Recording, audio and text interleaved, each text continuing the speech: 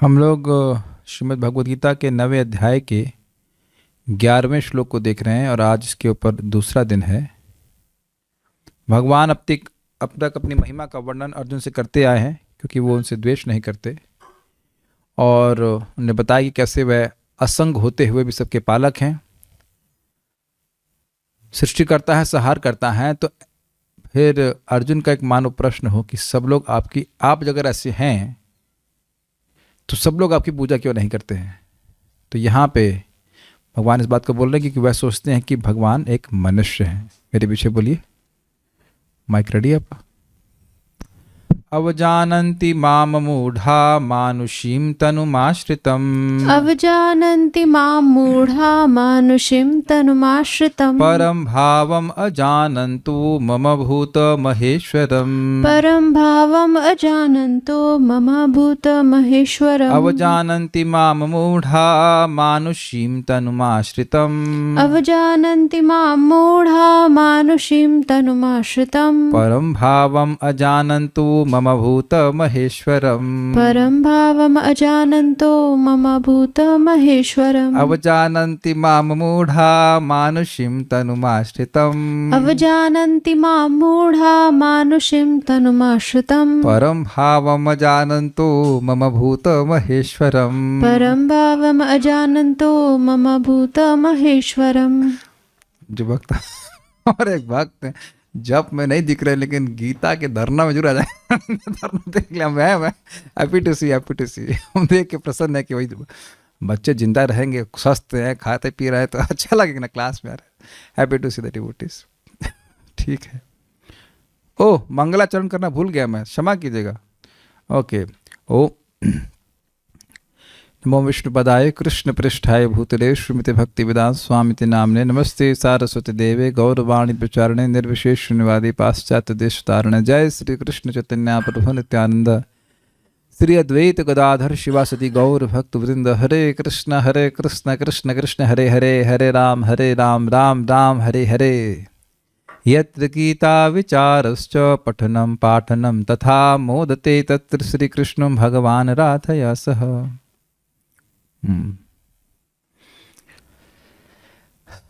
माम मूढ़ा अवजानन्ति, मुझको, माम मतलब मुझको, मूढ़ लोग अवजानन्ति मेरी अवज्ञा करते हैं, मेरी बात नहीं मानते। कौन सी बात नहीं मानते? तो आप जानते हैं भगवत गीता के 9वें अध्याय के आखिरी श्लोक में जो बोला है, मन मना भव मद भक्तो मदयाजी माम नमस्करो। मेरा स्मरण करो, मेरे भक्त बनो, मेरी पूजा करो और मुझे नमस्कार करो। वो क्यों करें? तुम तो मनुष्य मर गए, खत्म हो गए, तुमको क्यों पूजा करें? क्या करोगे? जो आदमी मर गया वो आपकी क्या मदद करेगा? तो भगवान कृष्ण शाश्वत हैं ऐसा वह स्वीकार नहीं करते।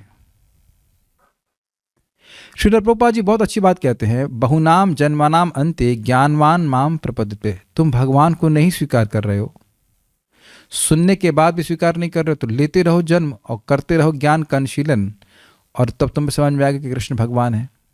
वो भी तब जब भक्तों की बात सुनोगे। अभी नहीं सुन रहे हो ना, और जन्म लो, अभी और शोधन की जरूरत है तुमको। तो एक तरीका ये है कि बहुत जन्म लेके भगवान की शरणागत हो, और दूसरे बहुत महान लोग हैं जो भगवान कृष्ण को भगवान के रूप में केवल भक्तों से सुनकर स्वीकार कर लेते हैं। और आप सब लोग ऐसे हैं, हम सब लोग इसी प्रकार के हैं। अनर्थों से जूझ रहे हैं या ये हो रहा है वो सब तो अलग अलग बात है, वो तो कम होता जाएगा। लेकिन मेन बात ये है कि जो मूल अपराध है, क्या अपराध है? भगवान को मनुष्य मानना, इससे व्यक्ति रहित है। ये आप लोग सभी लोगों को देखने का सामर्थ्य होना चाहिए कि जो भी व्यक्ति भगवान कृष्ण को भगवान मान रहा है, स्वाभाविक सी बात है, मान रहा है मतलब उनकी सेवा भी कर रहा है, तो वह निश्चित रूप से मुक्त है। उसकी भगवान के प्रति आदर बुद्धि है, उसका भगवान बहुत सम्मान करते हैं और हमें भी करना चाहिए। बाकी जो दुर्गुण है वो अपने आप चले जाएंगे, अपने में भी और दूसरों में भी। समझ रहे हैं? अपना भाग्य समझना चाहिए कि हम भगवान श्री कृष्ण को भगवान के रूप में स्वीकार कर रहे हैं, उनकी बात सुनना चाहते हैं, उनकी बात का सम्मान है, उनकी बात का आदर है हमारे जीवन में, है ना। प्रयास करें, माया परेशान कर रही, दैट्स डिफरेंट थिंग। तो ऊपर नीचे किसी को किसी तरह से करती, किसी को किसी तरह से करती, वो अलग बात है, लेकिन काम ही यही है, उनकी सेवा यही है। एक बार सेवा का मौका अवश्य दें। वो तो उनका काम है, लेकिन that is has to be understood कि जो व्यक्ति ये स्वीकार कर रहा है कि कृष्ण भगवान है, उसको भगवत गीता में श्रद्धा है। आप सब लोग स्वीकार कर रहे हैं ना? तो अब यह श्रद्धा करोड़ों करोड़ों जन्मों के पुण्य जब फलीभूत होते हैं तब आती, तब उसको शास्त्र में विश्वास होता है, तब वो भक्तों की संगत में आकर भगवान के बारे में सुनना चाहता है। नहीं तो हम में से कोई भी व्यक्ति बाध्य नहीं बात सुनने के लिए। सबका भगवान के प्रति प्रेम है कुछ, तभी भगवान की बात सुनने में प्रसन्नता हो रही है ना? This is very interesting. मैं एक भक्त को समझा रहा था, देखिए भौतिक रूप से हम लोग थोड़े अधिक चतुर और थोड़े कम चतुर हो सकते हैं, लेकिन सभी भक्त, ध्यान से सुनना, सभी भक्त जो भगवान कृष्ण की शरणागत हैं वो सबसे अधिक चतुर हैं। मैं समझा पा रहा हूं? बहुत सिंपल तरह समझने का प्रयास कीजिए। हो सकता है कि कुछ लोग मुझसे अधिक चतुराई से सब्जी बना सकें, मैं एग्जाम्पल ले रहा हूँ, कुछ लोग कम चतुराई से बना सके, कुछ और अच्छे से बना सके, लेकिन सभी लोग भगवान के लिए बना रहे हैं, इसलिए सब लोग चतुर हैं एक समान रूप से। Do you agree with this? सभी के भोजन को भगवान स्वीकार कर रहे हैं तो सब लोग भोग लगा रहे हैं भगवान को, इस मामले में खूब चतुर है। दुनिया के सबसे लोग, सभी लोगों से अधिक चतुर हैं। उसमें कुछ डिफरेंशिएशन हो भगवान देखते भी नहीं। सभी लोग भगवान की सेवा करने का प्रयास कर रहे हैं, वो ये देखते हैं। सभी लोग भगवान का नाम जप कर रहे हैं, भगवान ये देखते हैं। जो नाम जप करने वाला है वो सबसे अधिक चतुर हो गया। Is it okay? हाँ हाँ बोल रहे हैं, लेकिन अगर डिप्रेस हुए तो बस हम बहुत डांट लगाएंगे। कहीं को डिप्रेस हो रहे हो? क्यों डिप्रेस हो रहे हैं? Why you are depress? कोई डिप्रेस होने की बात नहीं। जो भी कृष्ण से भजे से ही बड़ा चतुर। ये आसान बात नहीं है, इसीलिए गीता क्लास में आना चाहिए। इस आसान बात नहीं है कि आपके जीभ से वो मंत्र निकलता है ना, हरे कृष्णा कृष्णा कृष्णा हरे हरे, हरे राम राम राम हरे हरे। चक्कर क्या है कि मैं थोड़ा सा पुश करता रहता हूँ कि सुबह माला कर लो, तो कुछ लोग डिप्रेस हो जाते हैं, प्रभु जी हमारा पीएम में हुआ, ये हुआ, वो इसलिए ताकि अच्छे से माला हो जाए। लेकिन ऐसा नहीं है कि आपको माला दोपहर में हो पा रहा है, किसी भी कारणवश बीमारी या कुछ है, तो आप बुद्धू हो गए हैं, ये मूर्ख हैं, ये कम है। Is that clear? हमारा कोई भी जो धरना देने वाले आए हैं, कोई भी व्यक्ति निरुत्साहित नहीं रहेगा। हमें निरुत्साहित लोग नहीं, हमें चाहिए सभी लोग, लेकिन निरुत्साहित मत रहिए। There is no reason for this to be negative zone. भक्त लोग यहाँ अवज्ञा नहीं करते हैं, भगवान की बात का आदर करते हैं। क्यों अवज्ञा करते हैं लोग?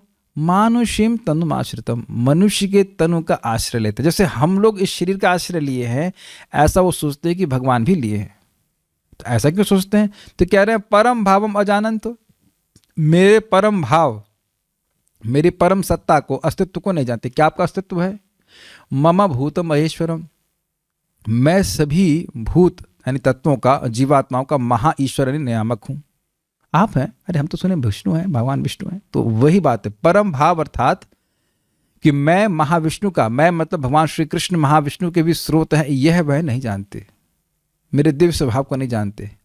तो आप ही इनको बता दीजिए। कहते ना, नाहम प्रकाशः सर्वस्य योग माया समावृता मूढ़ो अयम ना भी जानाति लोको माम अजम अव्ययम। मैं भी लोगों को प्रकाशित नहीं करता, अपने आप को योग माया से ढका रहता हूं, और इस कारण से वह नहीं जान पाते कि भगवान श्री कृष्ण अज हैं, अजन्मा हैं, अव्यय हैं, निर्विकारी हैं इत्यादि। इसलिए भगवत गीता सुनना बहुत जरूरी है। अगर हम भगवान कृष्ण को इंसान मान रहे हैं तो हमें गीता कुछ समझ में नहीं आई। अगर कोई कह रहा है कि सिद्धांत की दृष्टि से गीता से परे कोई श्रेष्ठ ग्रंथ है, तो उसे गीता बिल्कुल समझ में नहीं आई, क्योंकि भगवान कह रहे हैं कि इससे परे कोई ज्ञान है नहीं। इसी का विस्तार हम श्रीमद् भागवत सुनते हैं, वो अलग बात है, लेकिन सिद्धांत अलग नहीं है। जो वेदांत सूत्र में 5 टॉपिक हैं, ईश्वर, जीव, प्रकृति, काल और कर्म, यही भागवत में है और यही भगवत गीता में है। Is that okay? तो वो सार में पढ़ा जा रहा है, थोड़ा विस्तार में पढ़ा जा रहा है, ये सब बात है, लेकिन बात अलग नहीं पढ़ाई जा रही।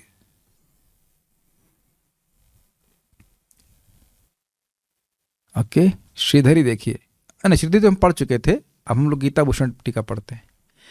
जब आपके पास ऐसी विलक्षण शक्ति है तो लोग आपकी पूजा क्यों नहीं करते हैं? कोई कहे कि ये प्रोडक्ट इतना बढ़िया है तो बिक क्यों नहीं रहा है, लोग खरीद क्यों नहीं रहे हैं? तो कहते हैं मूर्ख लोग मेरा उपहास करते हैं, यद्यपि मैं सभी ब्रह्मांडों का नायक हूं, सर्वज्ञ, परम कृपालु और सत्य संकल्प हूं। देखिए, विचार कीजिए, यद्यपि को जरा विचार कीजिए। ब्रह्मांडों के नायक हैं, अर्थात असीमित शक्ति से युक्त हैं, सर्वज्ञ हैं। जगत में लोग शक्तिमान होते हैं लेकिन सब कुछ जानते नहीं हैं। अच्छा, मर गया तो अब उसके पास सामर्थ्य हो भी बचाने की, लेकिन वो जान ही ना पाए कि उसके जो शरणागत हैं उनके संग क्या हो रहा है और वो कहाँ पे हैं, तो बेचारा मदद नहीं करेगा ना। कैसे करेगा? कोई फोन लगाएगा, अरे भगवान बचाइए, तब वो बचाएगा। लेकिन नहीं, ये तो सर्वज्ञ सर्वशक्तिमान है और सर्वज्ञ है। अच्छा, मान लो सर्वज्ञ हो और सर्वशक्तिमान नहीं होते, तब जान भी रहे हो कि उनका भक्त मर रहा है तो कुछ कर नहीं सकते। तो नहीं, दोनों चीज़ें तो हैं गुण भगवान में, सर्वज्ञ भी हैं और सर्वशक्तिमान भी हैं, लेकिन बहुत क्रूर है।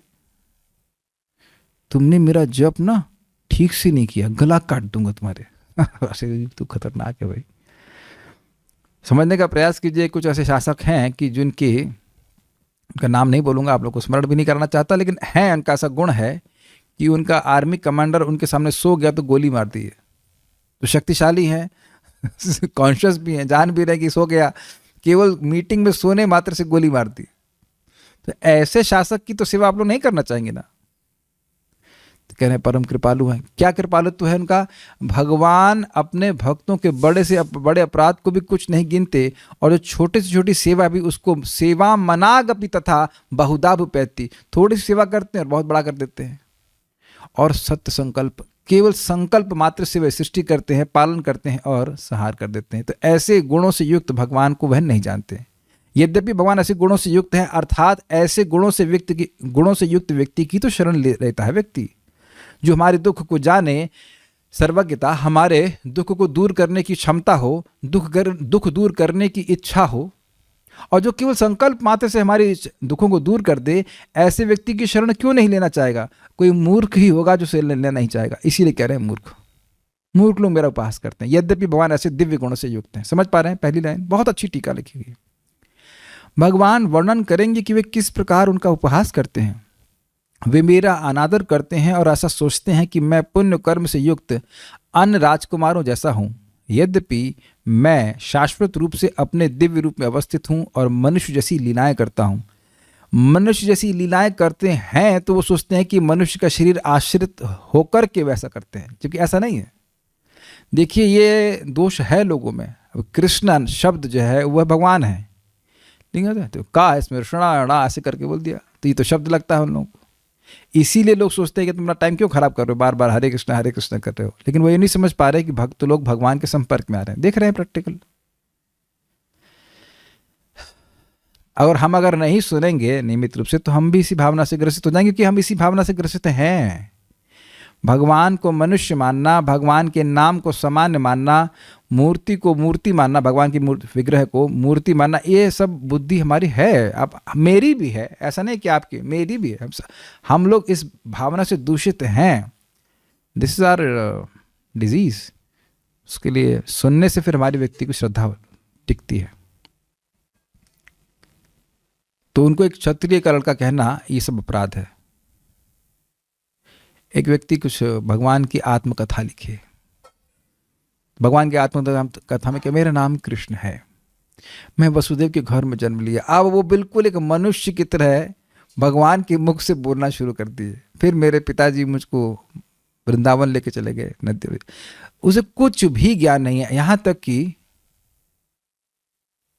किसने लिखा था, नाम भूल रहा हूं, प्रभुपाद जी बता रहे थे कि भक्तिविनोद ठाकुर जी के समय में शायद रविंद्रनाथ टैगोर थे, कोई और थे, मैं नहीं जान रहा कौन, मैं भूल रहा हूँ नाम, ऐसे नाम नहीं ले सकता मैं। लेकिन किसी व्यक्ति ने भगवान कृष्ण के बारे में कुछ लिख दिया था, तो फिर भक्तिविनोद ठाकुर जी ने उनको करेक्शन दिया था कि ना, तत्व की दृष्टि से ऐसा ठीक नहीं है और आपने उसको सुधार कीजिए। तो फिर वो किताब को ठीक से लिखे भी थे। मन्यते आत्मवत जगत, इस जगत में बद्ध जीवों की स्थिति है कि जैसे वो स्वयं है वैसे ही दूसरों को मानते हैं। इसीलिए भगवान को तत्वतः न समझने के कारण कोई भी टीका का टिप्पणी करने से पहले व्यक्ति ये सोचेगा कि वह तो एक मनुष्य है भगवान विष्णु के अवतार, लेकिन शरीर मनुष्य का है। बहुत साल पहले, शायद समझता हूँ 2003 या 2004 में, मैंने श्रीमान श्यामहरि प्रभु को पूछा था, प्रभु जी चैतन्य महाप्रभु का शरीर भी दिव्य है? It was an very honest and simple question, पर उन्होंने डांट लगाई थी, तुमको तभी पता नहीं है।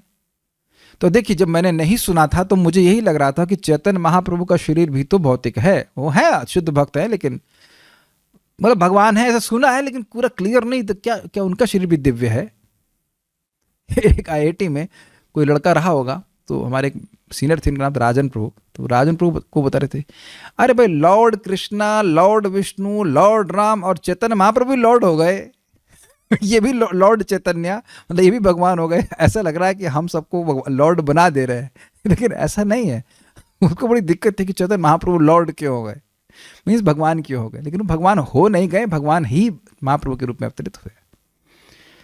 तो ये सभी के दिव्य हैं शरीर। अब एक इंटरेस्टिंग बात और यहाँ हम आपको बता दें कि देखिए, भगवान तो मनुष्य का शरीर आश्रय लेते नहीं, आश्रय लेने देते, उनके भक्त भी दिव्य शरीर में प्रकट होते हैं। अर्जुन हैं और युधिष्ठिर महाराज, उनके शरीर भौतिक नहीं है, लेकिन ऐसी प्रतीति होती है कि वो भौतिक शरीर लेकर चल रहे हैं। मानव शरीर निश्चित ही पंच महाभूत से बना है, परंतु भगवान का स्वरूप ऐसा नहीं होता है।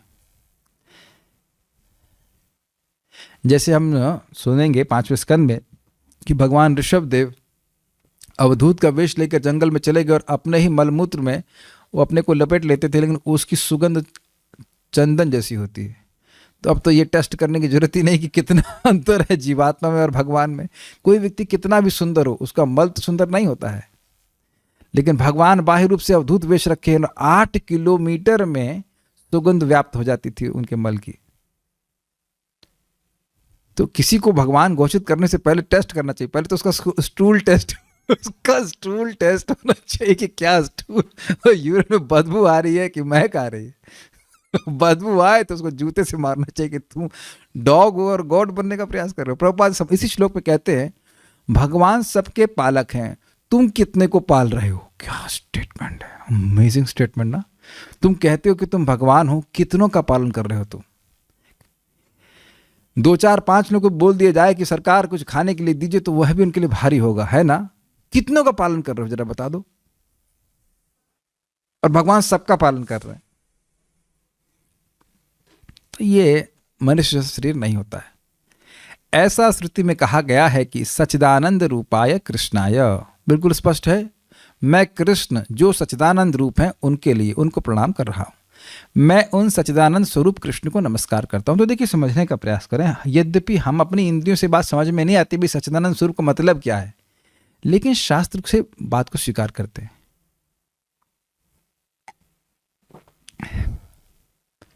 पहले व्यक्ति यह तो समझ ले कि भाई वह देह से व्यतिरिक्त अलग एक आत्मा है। इतनी बात समझ में आती है कि मैं यह देह नहीं, ये हड्डी मांस जो पेट में भरा हुआ है, सारी चीजें नहीं, कम से कम थ्योरी तो क्लियर हो कि भाई मैं ये देह नहीं हूं। लेकिन दूसरी बात समझेगा व्यक्ति कि भाई मैं तो केवल भौतिक वस्तुओं का ही अनुभव कर पा रहा हूं। सच्चिदानंद क्या है वह मैं नहीं समझ पा रहा हूं, क्योंकि वस्तु कोई दिखती ही नहीं इस प्रकार से। तो शास्त्र के द्वारा इस बात को स्वीकार करेंगे। ये इस समय हमारे लिए अचिंत्य है, लेकिन जब हम भगवान की भक्ति करते हैं तब समझ में आता है क्रमशः कि हम भगवान के सच्चिदानंद स्वरूप को देख रहे हैं। चाहे भगवान का नाम हो, चाहे भगवान के रूप हो, चाहे भगवान के गुण हो, चाहे कुछ भी हो, वो सब सच्चिदानंद में है। उसका आभास इस प्रकार से होता है कि जब हम भगवान के रूप को देखते हैं, नाम के रूप को देखते हैं, भगवान के नाम को देखते सुनते हैं, भगवान की कथा को सुनते हैं, तो ये सब सच्चिदानंद हैं। इसका प्रभाव इस प्रकार से दिखता है कि हमारा शोक, मोह और भय का निवारण हो जाता है। ये प्रत्यक्षतः व्यक्ति देखता है, एटलीस्ट उस समय जब तक वो कथा सुन रहा है।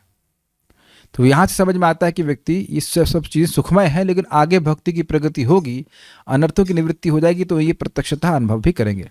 ठीक है, इससे में हमको शास्त्र से सुनना पड़ेगा। गोपाल तापनी उपनिषद के श्लोक था 1.1, तम एकम गोविंदम सच्चिदानंद विग्रहम, मैं उन गोविंद को अपनी प्रार्थनाओं से संतुष्ट करता हूं जो सच्चिदानंद विग्रह है। गोपाल तापनी उपनिषद।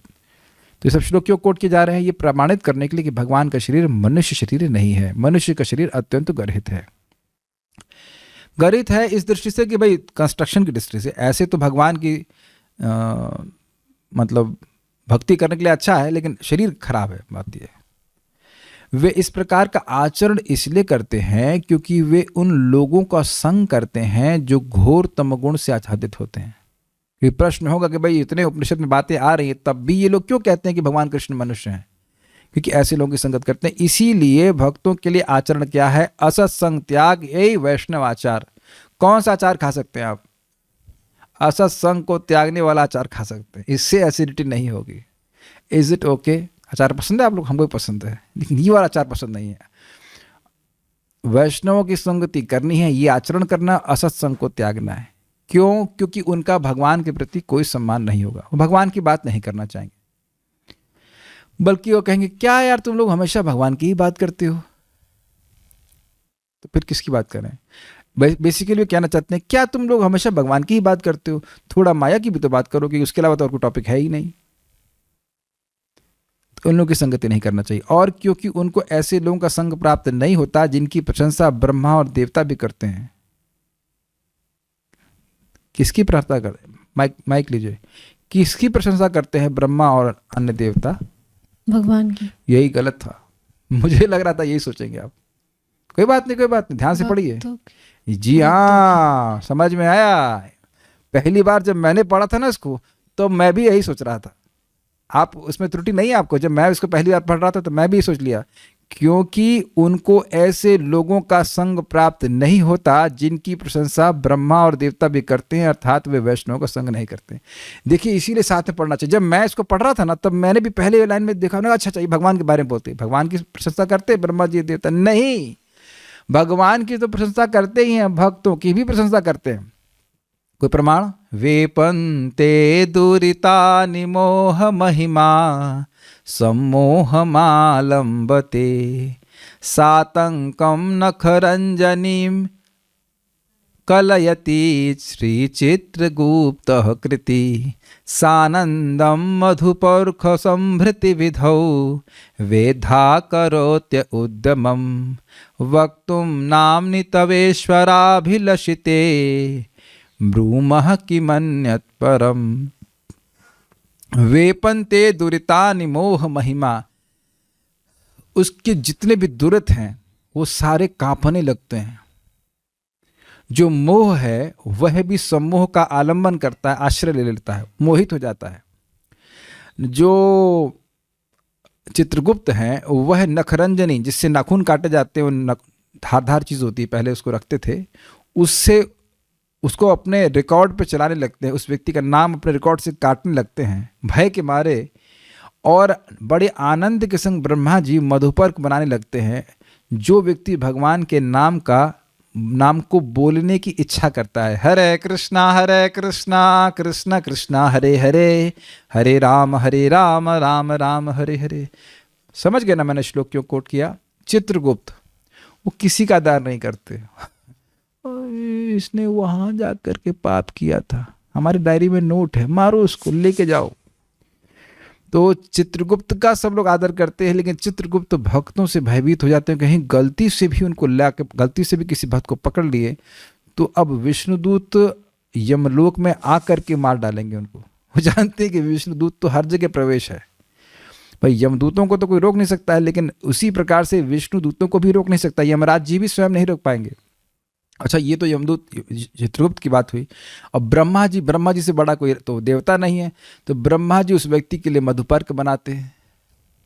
मधुपर्क मतलब एक वेलकम ड्रिंक कह लीजिए, सॉफ्ट ड्रिंक बोलते हैं, हाँ, कुछ भी वहाँ के देवताओं का सॉफ्ट ड्रिंक, उसमें हाँ शरबत, अच्छा सा रिफ्रेशमेंट बनाते हैं।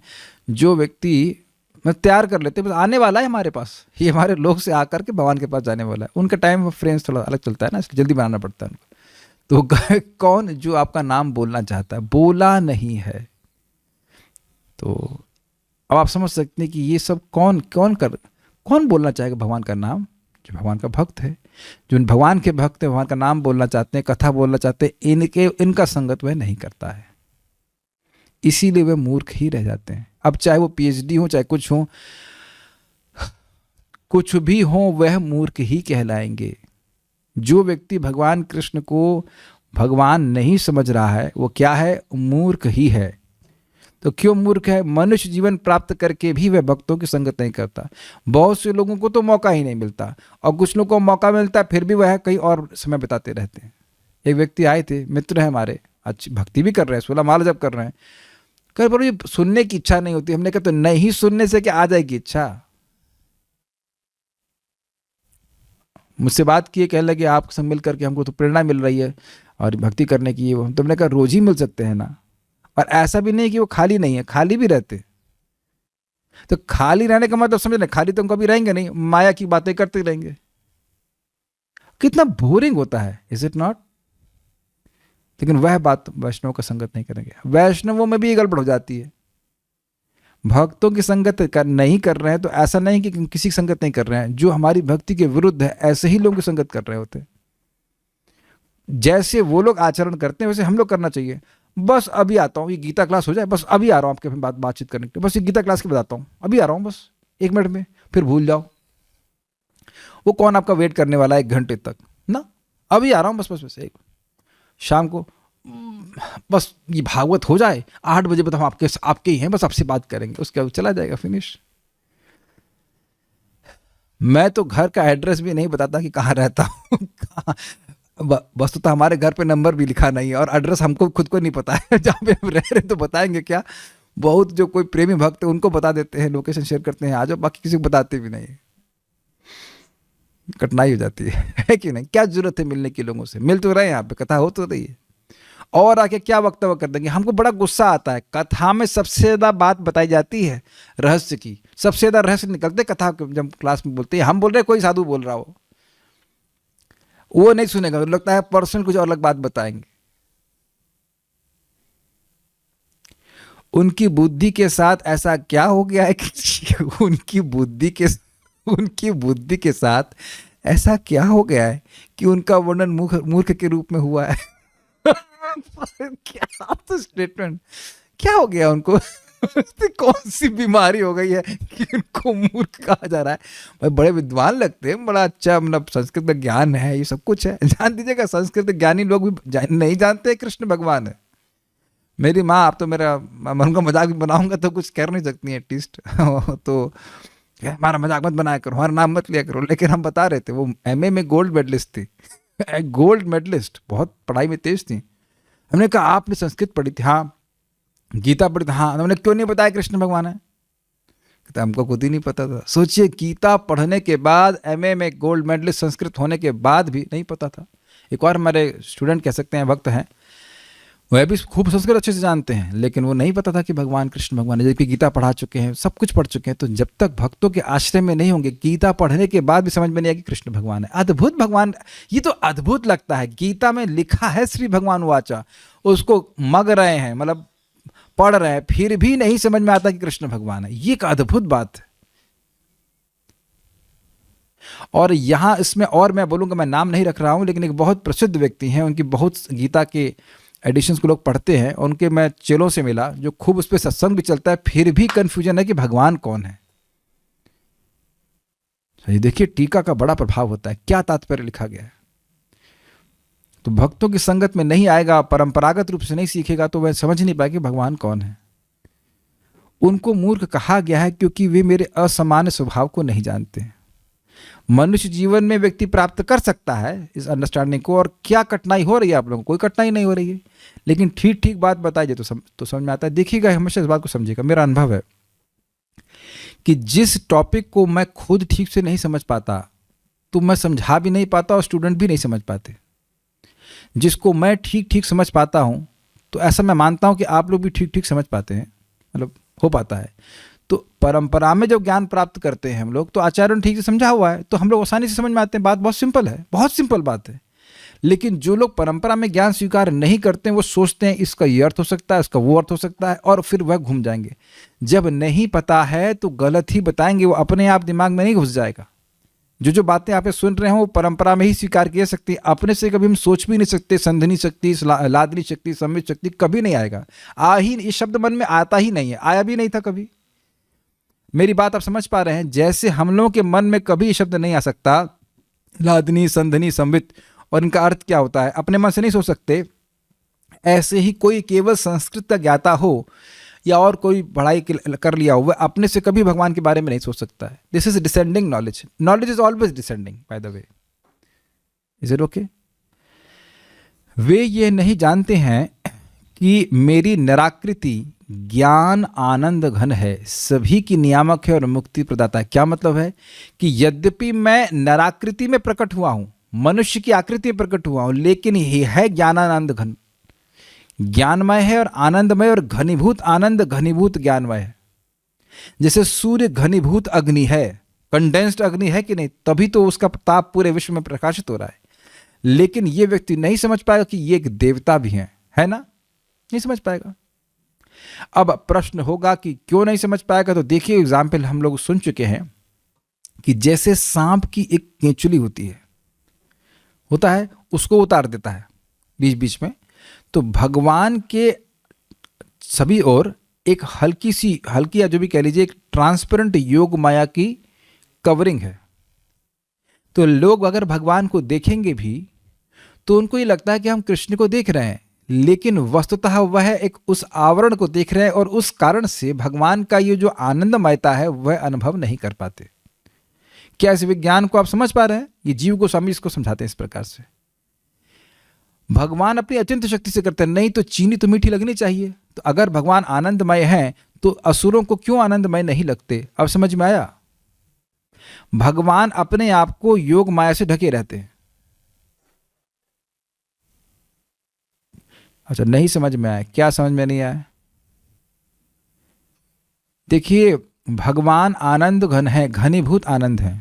जैसे चीनी को स्पर्श करते ही आपको मीठा लगता है, सूर्य को देखते ही आपको प्रकाश का अनुभव होता है, लेकिन भगवान को देखने से, जैसे मान लीजिए दुर्योधन ने भगवान को देखा, तो क्या वह भगवान को आनंदमय लगे? क्या उत्तर है? नहीं लगे। क्या उसको ज्ञान हुआ? उसको तो भगवान ज्ञान दिए तब भी नालायक को ज्ञान नहीं हुआ है कि नहीं? बोलने के बाद भी ज्ञान नहीं हुआ। और गोपियों को देखिए या गोप वालों को देखिए कि मान लीजिए एक पेड़ का तना है और कृष्ण ऐसे इसके पीछे से जा रहे हैं, तो कुछ क्षणों के लिए भी अगर वो है पेड़ के बीच में पीछे रहते हैं तो वह क्षण भी गोप बालकों को युग के समान लगता है। इतने आकर्षक कृष्ण लगते हैं, कंदर्प कोटि कमनीय कृष्ण हैं। गोपियों का संग भी यही स्थिति है। त्रुटियो गायते त्वाम पश्यताम। एक त्रुटि भी अगर कृष्ण को, मतलब त्रुटि मतलब दोष नहीं, त्रुटि मतलब एक 1/3 ऑफ अ सेकंड, शायद जहाँ तक मैं समझ रहा हूँ। त्रुटि का मतलब होता है 1 सेकंड का 1/3 भाग। ये गलत हो सकती है लेकिन है बहुत छोटा समय। तो वह भी अगर कृष्ण को नहीं देखती तो वो युग के समान लगता है। तो ऐसा अनुभव गोपियों को क्यों हो रहा है, ग्वाल बालकों को क्यों हो रहा है? क्योंकि उनका भगवान से प्रेम है। तो जब प्रेम है तो भगवान अपने घनीभूत आनंद और ज्ञान को प्रकाशित कर रहे हैं। लेकिन जिनका प्रेम नहीं है उनके लिए योग माया समावृता, समावृत का मतलब क्या? वह पूरा ढके रहते हैं। ऐसा नहीं कि भगवान के कान को भी थोड़ा सा देख लेंगे ना, पूरा भगवान अपने आप को ढके रहते। तो ढके रहते मतलब ऐसा उनको लग रहा है कि हम कृष्ण को देख रहे हैं, लेकिन वास्तविक रूप से कृष्ण को नहीं देख रहे हैं। भगवत्ता का सार है उनका माधुर्य। तो जब तक भगवान के प्रति प्रेम नहीं होगा भगवान को नहीं देख पाएगा। तो वो लोग भगवान को सोचते हैं तो मनुष्य हैं। अगर भगवान के दिव्य ज्ञान आनंद घन स्वरूप को अनुभूति करते तो नहीं बोलते, लेकिन वो अनुभूति कर ही नहीं पाते क्योंकि भगवान की भक्ति नहीं करते। ये क्लियर हुआ सबको? जैसे सांप एक को केचुली को धारण किए रहता है, तो वस्तुतः हमको लग रहा है कि हम सांप को देख रहे हैं, लेकिन हमारी दृष्टि किस पे पड़ रही है? उस केचुली पे पड़ रही है, ना कि सांप के ऊपर। हमको जीव गोस्वामी जी का उदाहरण बड़ा अच्छा लगा था, बहुत अच्छा लगा था, एकदम क्लियर समझ में आ रहा है। अच्छा, दूसरा सभी की नियामक है। अब मान लीजिए मैं कहूं, मैं कह नहीं रहा हूं, खाली एक मानने वाली बात है, मैं कह रहा हूं कि भाई मैं ही भारत को चला रहा हूं, मेरे से हवा चल रही है, ये चल रही वो चल रही, ऐसे बोलने लग जाए तो कोई कौन विश्वास करेगा? नहीं करेगा ना। हम तो कर भी नहीं रहे, हम तो एक बात बोल रहे हैं। तो अब भगवान देखने में क्या लग रहा है असुरों को? मनुष्य हैं। और अब भगवान इससे पहले क्या बोल रहे हैं? मैं ही सृष्टि करने वाला हूँ, मैं पालन करने वाला हूँ, मैं ये हूँ, मैं वो हूँ। तो जो भगवान से ईर्ष्या करता है वो कहेगा अरे ये क्षत्रिय का लड़का ये सब कुछ कर रहा है, तुम लोग यार भावुकता की बात करते हो, ब्रह्म है सीमित हो, ऐसा करके बोलते हैं। तो वह भगवान को एक व्यक्ति के रूप में स्वीकार नहीं कर सकते। यद्यपि भगवान ने दिखाया माता यशोदा को कि सारे के सारे ब्रह्मांड उनके मुख के अंदर भी हैं, लेकिन उसको स्वीकार नहीं करते। देखिए, समझने का प्रयास कीजिए। भगवान का स्वरूप दिव्य है तो वह असीमित होते हुए भी आकार वाले हैं, क्योंकि यहाँ पे एक भौतिक रूप की लिमिटेशन है कि यदि उसका आकार होगा तो वो लिमिटेड होगी, लेकिन भगवान का स्वरूप आकार जो है वह दिव्य है, उस पर ये लिमिटेशन, ये परिच्छिन्नता लागू नहीं होती। कि लिमिटेड हो जाएंगे। भगवान का रूप है और वह असीमित रूप है, लेकिन ये सब वह स्वीकार नहीं करते। और मुक्ति प्रदाता हैं। अब इस पे तो बहुत हल्ला है, बहुत हल्ला है। अरे मुक्ति जो कई कई जन्मों की साधना के बाद नहीं मिलती, वो भगवान का नाम लेने से मिल जाएगी, वो भी नामाभास से मिल जाएगी। यार बहुत ज़्यादा बोलते यार, हरिदास ठाकुर को ऐसे बोल रहे हैं। तो देखिए, समझने का प्रयास कि ये सारे चिन्मय तत्व हैं, दिव्य तत्व हैं, ये भगवान की कृपा से भक्तों के हृदय में प्रकाशित होते हैं, बुद्धि के द्वारा ग्राह्य नहीं है। तो इसलिए हम लोग यहाँ पे इन बातों को स्वीकार कर रहे हैं जैसा ये यथावत लिखी गई हैं। अपनी बुद्धि के द्वारा जो हमें अनुभव हो रहा है उस पर विश्वास नहीं करते, और ये लोग अपनी बुद्धि पर विश्वास करते हैं। ये बात है, इसलिए समझ नहीं पाते। यह समझना होगा कि तनुमाश्रितम, इस वाक्यांश का अर्थ यह अर्थ नहीं लेना चाहिए कि वास्तविक रूप से भगवान और उनके शरीर में अंतर है, यह ब्रह्म एक भौतिक शरीर स्वीकार करता है। मतलब जब भगवान यहाँ पे आते हैं तो व्यक्ति को यह नहीं सोचना चाहिए कि भगवान और भगवान के देह में अंतर है, या ब्रह्म है जो सतोगुण के उपाधि को स्वीकार करके भगवान बन गया है। मतलब है, भगवत्ता है उनमें, लेकिन सतोगुण की प्राधान्यता है। ये सारी बातें भगवान को भौतिक बना देंगी। तो ये बात बोल रहे हैं, तनु का आश्रय नहीं लेते, मतलब वह किसी भी भौतिक शरीर का आश्रय नहीं लेते। हम में देह और देही का भेद है, लेकिन देह देही विभेदोयम न विद्यते ईश्वरः क्वचित। देह और देही का भेद ईश्वर में कदापि नहीं होता है। ये सिद्धांत हमको स्वीकार करना होगा। कुछ लोग ऐसा कहते हैं कि जिन भगवान को द्वारकाधीश कहा जाता है और जो सूतिका ग्रह में वसुदेव के पुत्र के रूप में अवतरित हुए थे, वह ही उनका असली रूप था, क्योंकि वह चतुर्भुजी था। और वह रूप जो व्रज में गया था वह उनका मानव रूप था, क्योंकि उसके 2 हाथ थे। कुछ ये समझे क्या डिफिकल्टी है? अवजानंती माम मूढ़ा, भगवान कृष्ण अपने छाती पे हाथ रखकर बोल रहे हैं कि मुझको नहीं जानते हैं। भगवान विष्णु को तो भगवान मानते हैं, अरे भाई हम विष्णु के उपासक हैं, लेकिन जो लड़का गया है, जिस लड़के को लेके गए हैं, वो 2 हाथ वाला, वो इंसान है। श्लोक का अर्थ थोड़ा समझ में आ रहा है आपको? अवजानंती माम मूढ़ा, मुझको मूढ़ लोग नहीं जानते। विष्णु को जानते हैं, भगवान विष्णु को जानते हैं, मुझको नहीं जानते हैं। कितना सटल अर्थ है, पकड़ा आप लोगों ने इस बात को? अवजानंती माम मूढ़ा मानुष्यम तनुमाश्रितम, वह सोचते हैं कि भाई चतुर्भुजी रूप तो भगवान है, लेकिन ये द्विभुजी रूप मनुष्य का है। इसका कोई आधार नहीं है, लेकिन वो ऐसा सोचते हैं। क्यों? क्योंकि 2 हाथ थे। शास्त्रों के सच्चे अर्थ पर ध्यान ना देने के कारण ऐसे तर्क उपस्थित होते हैं। यह इस श्रीमद् भागवतम के इस श्लोक बभूवः प्राकृतः शिशु के संबंध में भी है। वे एक सामान्य शिशु बन गए। श्रीमद् भागवत 10.3.46, वहाँ पे बभूवः प्राकृत शिशु के बारे में आप अगर पढ़ेंगे तो बताया जा रहा है कि भगवान चतुर्भुज रूप में आए। फिर माता देवकी ने प्रार्थना किया कि देखिए कौन विश्वास करेगा, जो जगत निवास हैं, जो जगत के निवास हैं, धाम है, आश्रय, वह मेरे बेटे बने, वह मेरे गर्भ में आके निवास किया। ऐसे कौन करेगा? लोग उपहास करेंगे तो आप एक सामान्य बालक की रूप हो जाइए। तो बभूवः प्राकृतः शिशु, बभूवः मतलब हो गए, भगवान एक प्राकृत शिशु हो गए। तो अब यहाँ प्राकृत शिशु, प्राकृत मतलब भौतिक, तो इसको वह कोट करते हैं भागवत से कि देखो लिखा है बभूवः प्राकृतः शिशु, भगवान एक प्राकृत शिशु हो गए, मतलब भौतिक शरीर को धारण कर लिया। लेकिन ये गलत अंडरस्टैंडिंग है। प्राकृत शिशु का मतलब है कि दिख रहे थे बच्चे जैसे, लेकिन प्राकृत नहीं है वो। मनुष्य जैसे बच्चे लग रहे हैं, लेकिन बच्चे नहीं। तो बताइए प्राकृत शिशु, कोई छोटा बच्चा अब पूतना जैसी राक्षसी को वध कर सकता है क्या? कोई ऐसा आज तक हिस्ट्री में आया? नहीं कर सकता है। तो अगर वो प्राकृत शिशु होते तो पूतना को कैसे मार दिए होते? तृणावर्त को कैसे मार दिए होते? बच्चा ही तो मार दिया था। बच्चा कैसे मार देगा जरा बताइए। विचार कीजिए, छोटे बच्चे को 4-5 किलोमीटर हवा में ऊपर आकाश में ले जाए, बच्चे की हालत नहीं खराब हो जाएगी? क्या कोई कल्पना कर सकता है? कोई आज तो किया है इस तरह से? लोग बहुत सारी चीजें डेयरिंग किए। कभी ऐसा किया कि बच्चे को लेकर के 5 किलोमीटर हवा में ऊपर ले जाएं और वहां बच्चा उसके गले को पकड़ लिया ऐसे करके वो गिर पड़े? ये कोई बच्चा नहीं कर सकता, कोई प्राकृत शिशु नहीं कर सकता है। तो वो बात, प्राकृत शिशु का बस यही अर्थ है कि वो मनुष्य जैसे, मनुष्य के बच्चे जैसे हो गए। मनुष्य वो का शरीर धारण नहीं कर लिए, वो प्राकृत शरीर नहीं धारण किए, ये बात है। आचार्य से नहीं सुनते, ऐसे संतो लोग बात करेंगे, देखो देखो लिखा है प्राकृत शिशु। तो वह ये दावा करते हैं कि भगवान ने वाकई एक भौतिक शरीर का आश्रय लिया, लेकिन ये गलत है।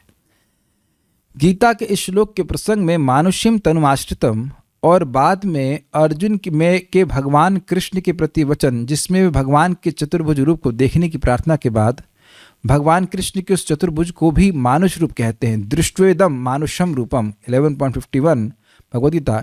इससे ये समझना चाहिए कि भगवान कृष्ण के दोनों अर्थात चतुर्भुज और द्विभुज रूप उनके स्वरूप में ही सन्निवेशित हैं।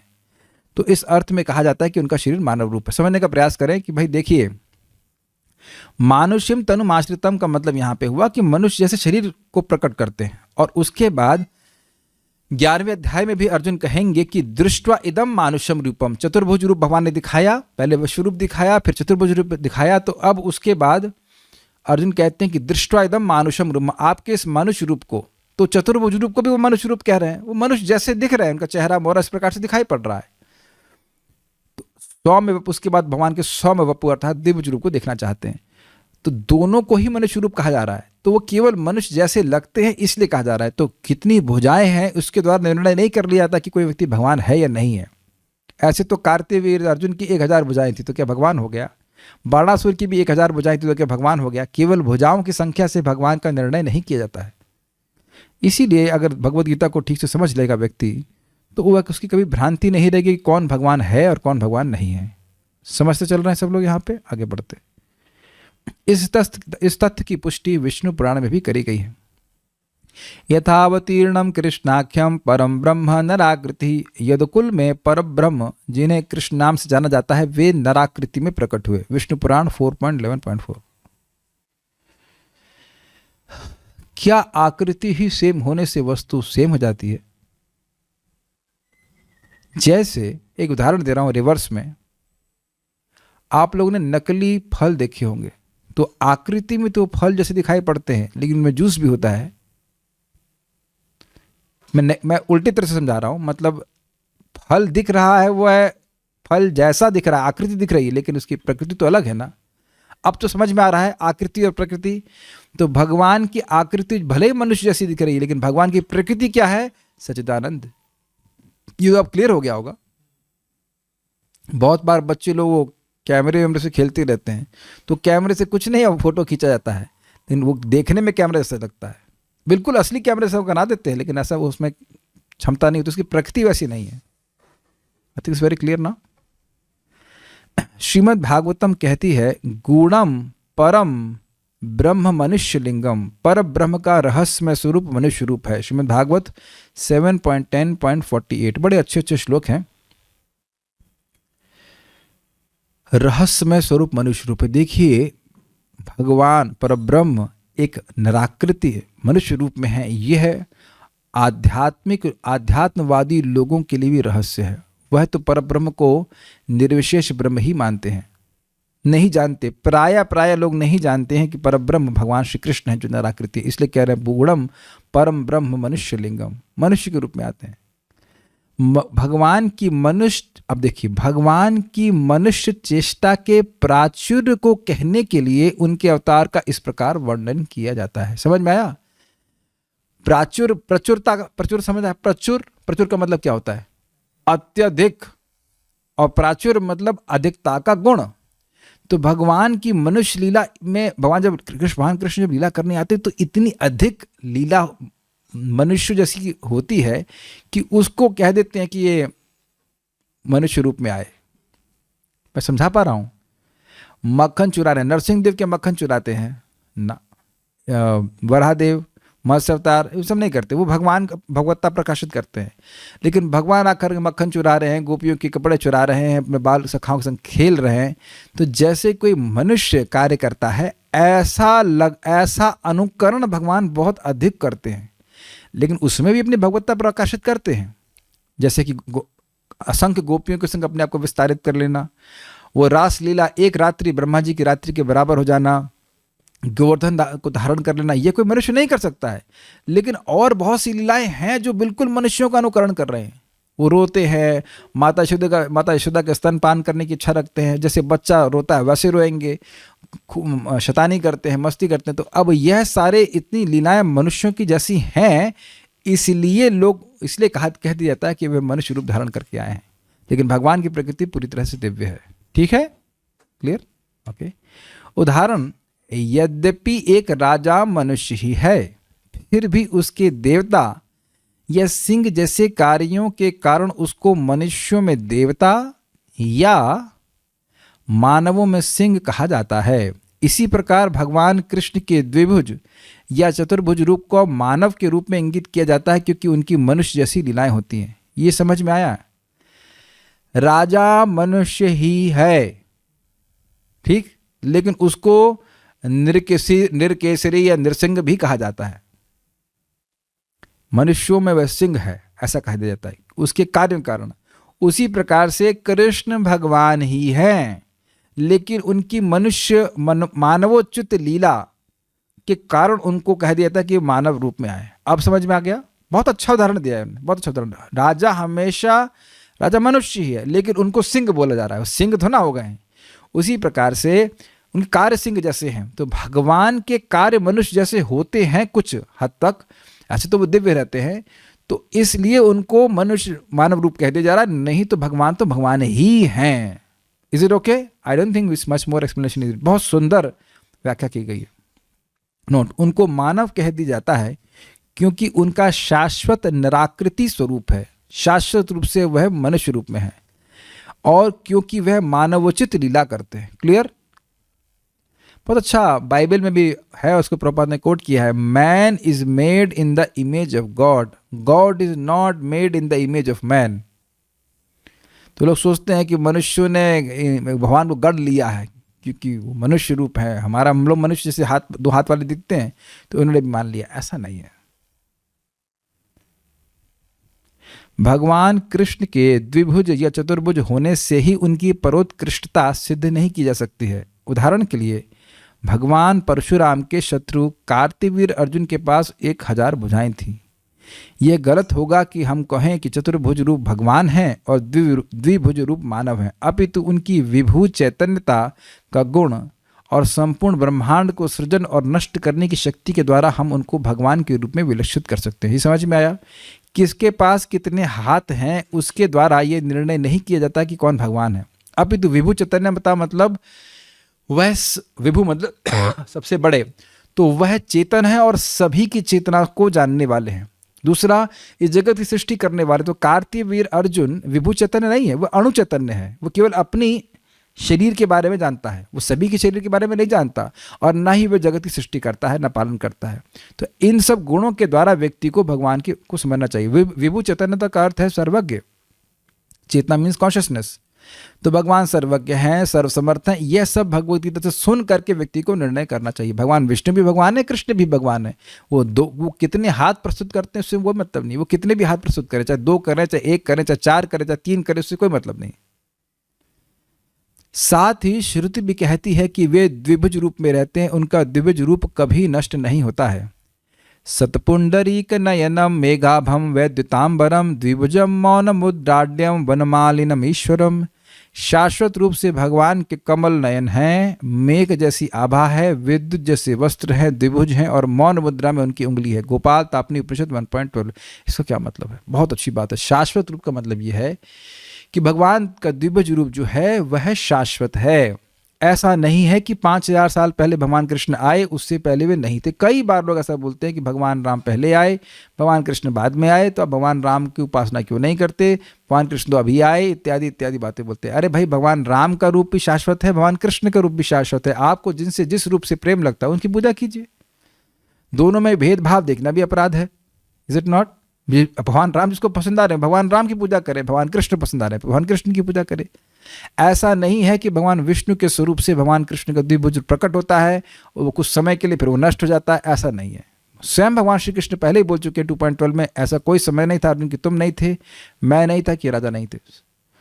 और यहाँ ध्यान देना हो कि भगवान कह रहे हैं कि ऐसा कोई समय नहीं था, इसका मतलब है कि भगवान की सर्वज्ञता है, वो सारे स्वरूपों को, सभी जीवों के बारे में जानने वाले हैं। तभी तो बोल रहे हैं इतने अथॉरिटी से कि ऐसा कोई समय नहीं था कि तुम नहीं थे और मैं नहीं था, ये राजा नहीं थे।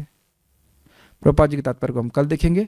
आप लोग क्या क्या पॉइंट सीखे हैं आज? तो ये सीखे कि भगवान का द्विभुज रूप ही सर्वोत्कृष्ट रूप है, वह सर्वज्ञ है, वह जगत की सृष्टा है, और जब वह इस जगत में आते हैं तो मनुष्योचित लीला करने के कारण कह दिया जाता है कि वो मानव रूप है, लेकिन इसका अर्थ यह नहीं है कि उनकी प्रकृति भी मनुष्य जैसी है। वह दिव्य प्रकृति वाले हैं और उनको कभी भी मनुष्य नहीं मानना चाहिए। आगे बातें हम प्रभुपाद की कल देखेंगे, भगवान ने चाहा तो। शिशुपाल को कैसे मुक्ति प्राप्त हुई थी? क्योंकि उस जीवन के अंतिम क्षण में भगवान ने अपना दर्शन दिया था। क्योंकि उसे जीवन के अंतिम क्षण में भगवान ने अपना दर्शन दिया। देखिए हुआ क्या था, नहीं तो बहुत विस्तार का विषय है। लघु भागवतामृत में श्रील रूप गोस्वामी इसको अच्छे से समझाते हैं। शिशुपाल भले ही भगवान की निंदा कर रहा था, लेकिन उनका नाम बोल रहा था।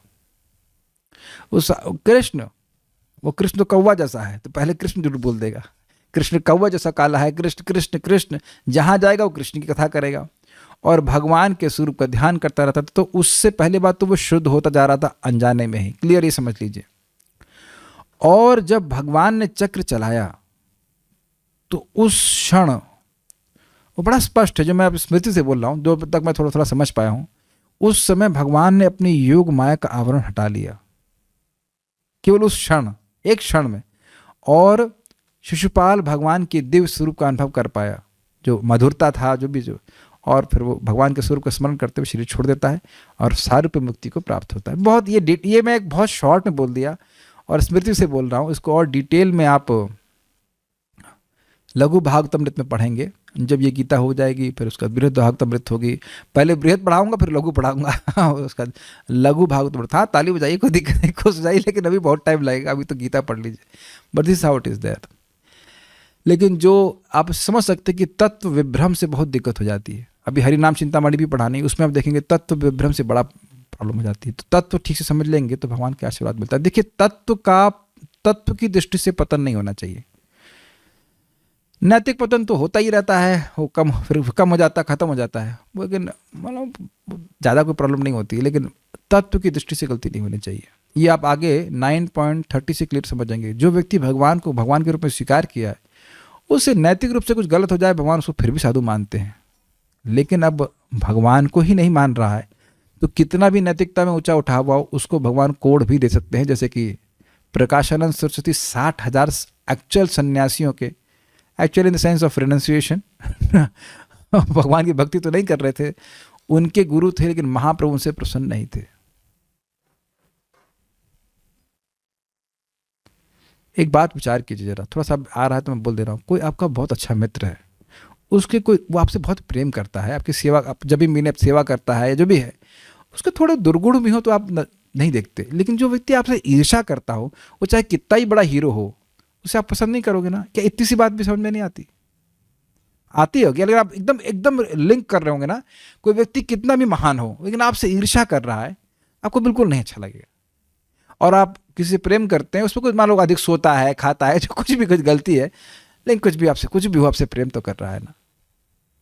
Will you not see that way? आप में से एक व्यक्ति हाथ खड़ा कर दीजिए कि आप ऐसा नहीं देखेंगे। आप ऐसे ही देखेंगे। जो बहुत ईर्ष्यालु है, चाहे कितना बड़ा उसमें योग मतलब गुण हो, आप उसमें इंटरेस्टेड नहीं होंगे। लेकिन अगर भक्त है, अगर आपसे प्रेमी है, आपका भक्त मतलब सेंस आपका प्रेमी है, तो दुर्गुण होने पे भी आप नहीं देता है। प्रेम तो वैसे भी दुर्गुण छुपा देता है ना? तो ये बातें और 9.30 में भी क्लियर होंगी। तो शिशुपाल के साथ एक बड़ा इंटरेस्टिंग था कि शिशुपाल जी भाई कुछ भी हो, भगवान में आसक्त बहुत थे। जहाँ जाए भगवान की बात, जहाँ जाए भगवान की बात, तो उससे वो शुद्ध भी हो रहे थे। बात ये बहुत गंभीर बात है। बात ये है कि एक व्यक्ति आएंगे वेण चौथे स्कंद में, वो नरक में गिरने ही वाले थे, क्योंकि भगवान विष्णु का विरोध करते थे और नाम विष्णु का नहीं बोलते थे। ये युधिष्ठिर महाराज ने प्रश्न उठाया, लेकिन शिशुपाल भगवान को गाली दे रहा था, लेकिन मुक्ति प्राप्त हुई। तो बात ये थी कि वेण भगवान से बिल्कुल वो मतलब ही नहीं रखता था, भगवान का नाम भी नहीं बोलता था। लेकिन शिशुपाल यद्यपि भगवान से द्वेष करता था, लेकिन नाम बोलता रहा, तो उससे उसे सुकृत बनती रही। ये काफ़ी इंटरेस्टिंग है। और इसके लिए आप लोग पढ़ लीजिए 7:1-25 भागवत प्रभुपाद का तात्पर्य। तो वहाँ प्रभुपाद कहते हैं कि अगर कोई असुर बोलता है कृष्ण चोर है, कृष्ण बहुत खराब आदमी है, तो भगवान ये देखते हैं, गिनते हैं कि उसने कितनी बार कृष्ण बोला है। तो हो सकता है एक जन्म के लिए उसको कुछ पनिशमेंट दें, लेकिन जब उसके अपराध नष्ट हो जाते हैं तो भगवान उसे अपना धाम देते हैं. This is brilliant. Hare Krishna Krishna Krishna Hare Hare, Hare Ram Ram Ram Hare Hare. क्यों ब्रिलियंट? संख्या का वैल्यू है. आप लोग असुर तो नहीं हो ना? Please raise your hand if you are असुर और if you want to be. Sorry, जैसे कि प्रश्न करते हो आप, पब्लिक में तो नहीं करेंगे हार्ट ट्रांसप्लांट, ऐसी कोई एस्पिरेशन नहीं है. Devotee is humble. और ये जो डिवोटी हैंड रेज कर रही है दिखाना चाहते हैं कि बहुत नम्र है. नहीं, क्या आप असुर, चलो मान भी लिया कि असुर है, क्या असुर बने रहना चाहते हैं? नहीं. तो आप समझ गए, तो देवता ही है ना. असुर बना रहना चाहता है. ध्यान दीजिएगा भाइयों, असुर बनना आसान नहीं है. असुर बने रहना चाहता है, समझ रहे हैं. लेकिन जो सुर बनना चाहता है वो देवता है, क्योंकि देवताओं से आकर्षित है, दैवीय गुणों से आकर्षित है. आप प्रमाणित ही नहीं कर सकते कि आप असुर बनना चाहते हैं. असुर होते तो गीता, असुर गीता क्लास में आएंगे. मैं प्रहलाद महाराज हूँ क्या जो आप लोग आप लोग असुर बाला के सुनेंगे? बट कोई असुर नहीं, सब देवता है. असुर लोग 16 माला जप करते हैं, भगवान को भोग लगाते हैं. अरे क्या बातें कर रहे हो? ये आप नम्रतावश कह रहे हैं. मैं क्यों, कहाँ से बात आ गई? मैं कुछ कहना चाह रहा था असुर वाली पे. हाँ, तो जब असुरों के नाम को गिन करके भगवान केवल यही देख रहे हैं कि वो मेरा नाम बोल रहा है, क्योंकि भगवान को भौतिक शब्द टच नहीं करते हैं, वो दिव्य है, केवल आध्यात्मिक शब्द ही स्पर्श करता है. तो सोचिए जो भक्त है उसकी संख्या को भगवान नहीं गिनेंगे. मैं समझा पा रहा हूं. This is mind blowing statements. आप पढ़िएगा, हम कई बार पढ़ा चुके हैं, लेकिन कभी भी आपको लगे ना कि मेरे में तो इतना काम है, क्रोध है, कुछ भी है, लेकिन उसको बनाए नहीं रखना चाहते हम लोग. हम संघर्ष कर रहे हैं. और वस्तुतः अब मैं तो संघर्ष भी छोड़ दिया. हमने कहा आपको ही ठीक करना है, मैं केवल ठीक से नाम बोल सकता हूँ बस. अब मेरा पतन हो रहा है नहीं हो रहा है वो आपको देखना, हमें हरे कृष्णा करना, आप ठीक करिए, हम कुछ नहीं कर सकते. ये तो वैद्य जी के पास आके वही बोलते हैं, हम सरकार हम बहुत परेशान हो गए, हम कुछ नहीं कर सकते, हम संघर्ष बंद कर चुके हैं, आप करिए जो करिए. और देख रहे हैं कि भगवान सहायता कर रहे हैं, बहुत ज़्यादा सहायता कर रहे हैं. विश्वास करिए, बहुत जितना हम सोचते हैं उससे अधिक सहायता कर रहे हैं. What an amazing Lord is. कितनी सहायता करते हैं वो तो भक्त समझता है. तो हम खाली ये बता रहे थे कभी निरुत्साहित नहीं होना चाहिए. जब भगवान असुरों का नाम गिन रहे हैं तो आप कैसे भी नाम बोलिए, बोलते जाइए, वो गिनते ही जाएंगे. और फिर अपने हिसाब से भगवान कृपा करते हैं. एक भक्त पूछ रहे हैं, when I was giving Gita class yesterday someone asked me a question that Krishna 3 जगह से टेढ़े क्यों हैं. I was not knowing the answer. भगवान 3 जगह से टेढ़े क्यों हैं? भक्त लोगों को पता है, हमको नहीं पता 3 जगह से क्यों टेढ़े हैं. भाई उनकी इच्छा है 3 जगह से टेढ़े रहने की, क्या दिक्कत है? ऐसे बोला जब भगवान भजन करो, भगवान का सीधी तरह से भगवान का भजन करो, तो जब भगवान मिल जाएंगे तो पूछ लेना कि भगवान आप टेढ़े क्यों खड़े रहते हैं. ओके, सीधी साधी तरह से भजन करो तो भगवान जब मिल जाएंगे तो भगवान, एक प्रश्न है, जब भगवान मिल जाएंगे ना तो कहेंगे आओ यार आप जितना चाहो उतने प्रश्न करो, हमारे टेढ़े क्यों खड़े रहते हैं. और अजीब सी बात यह है कि जितने लोगों ने भगवान का दर्शन किया, तो भगवान का दर्शन तो त्रिभंग ललित फॉर्म में ही किया, लेकिन कोई पूछा नहीं कि आप टेढ़े क्यों हैं. तो जिन लोगों ने भगवान का दर्शन किया वो पूछे नहीं, तो हम लोग क्यों पूछें इस बात को. और अच्छा मान लीजिए उनको ये मालूम चल भी जाए कि ये भगवान 3 जगह से टेढ़े क्यों हैं, तो उससे उनकी भक्ति में क्या सिधाई आएगी, क्या कुछ भक्ति में लाभ होगा, नहीं होगा. तो इस प्रश्न को तो हम नहीं ले पाएंगे. और कोई प्रश्न नहीं है, ठीक है. तो उम्मीद है कि समझ में आएगा. You must have realised this. कल हम प्रयास करेंगे सारार्थ दर्शनी को भी लेने के लिए, बहुत सुंदर टीका है वहाँ पे भी हैं, और फिर प्रभुपाद जी के तात्पर्य जैसे भी आगे विषय करके लेंगे. श्रीमद् भगवद गीता की जय, श्री प्रभुपाद की जय. निताई गौर प्रेमानंदे.